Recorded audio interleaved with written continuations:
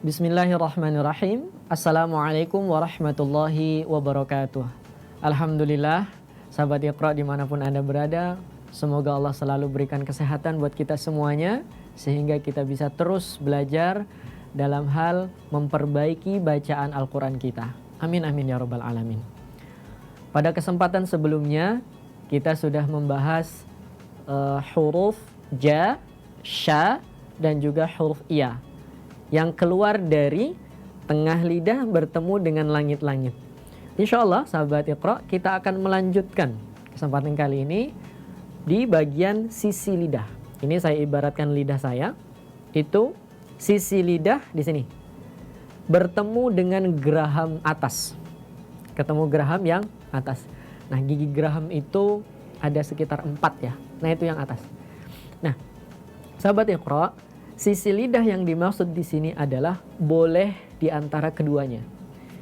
Baik sisi lidah yang kanan ataupun yang kiri, itu boleh salah satu. Atau bahkan yang paling utama yaitu kalau bisa dua-duanya lebih bagus insya Allah. Ya. Nah, kita akan belajar cara mengucapkan huruf do. Huruf do itu keluar dari sisi lidah bertemu dengan geraham atas. Karakter dari huruf do atau sifat huruf do yaitu dia tidak keluar nafas, suaranya bisa mengalir, dan juga berat atau tebal. Insya Allah sahabat Iqra masih ingat ya bagaimana cara menebalkan huruf, yaitu dengan mengangkat pangkal lidah, bukan dengan membulatkan kedua bibirnya atau dimonyongkan ya. Nah, cara mengucapkan do, cara bacanya do, do, do, di, du, ad. Saya ulangi, sahabat Iqra, ikuti pelan-pelan. Do, suaranya tebal. Karena apa? Di sini area pangkal lidahnya itu terangkat, ya.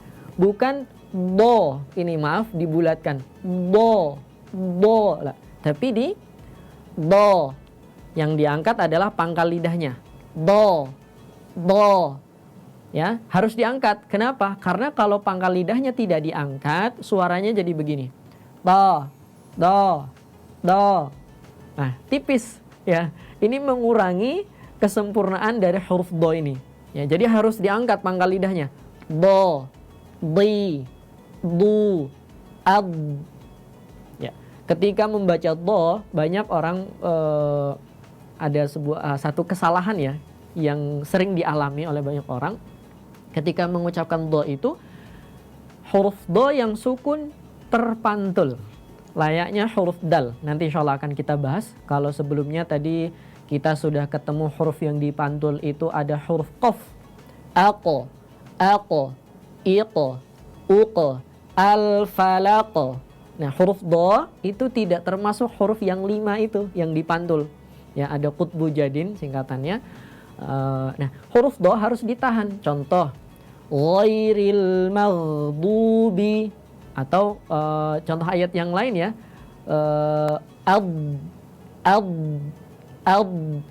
dadidu bad, misal contoh yang sederhana, tidak boleh dibaca lah, tapi dan posisi bibirnya tetap tidak membulat. Ya, do, di, du, bad. Ini untuk cara pengucapan huruf do. Kita lanjut.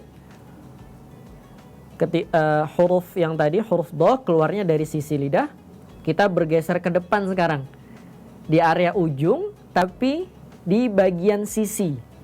Ini ujung lidah, tapi di bagian sisinya, yaitu huruf lam. Suaranya seperti ini. La, li, lu, al. Jadi ini kalau saya ibaratkan sebuah lidah itu kena ujung, sisi, kanan kirinya kena langit-langit. Jadi suaranya al. Dan huruf lam itu suaranya, karakternya suara pertengahan. Dia tidak bisa utuh sepenuhnya ditekan layaknya hamzah a, dan juga tidak bisa suaranya mengalir seterusnya seperti halnya sin. As a. Tapi cara bacanya al, la, li, lu, bal. Contoh dalam ayat Alhamdulillahi Rabbil Alamin. Nah, sahabat Iqra bisa berfokus pada lam yang sukun. Alhamdu, alha, alha. Jadi suaranya mengalir sebentar itu. Nah, ini untuk huruf lam.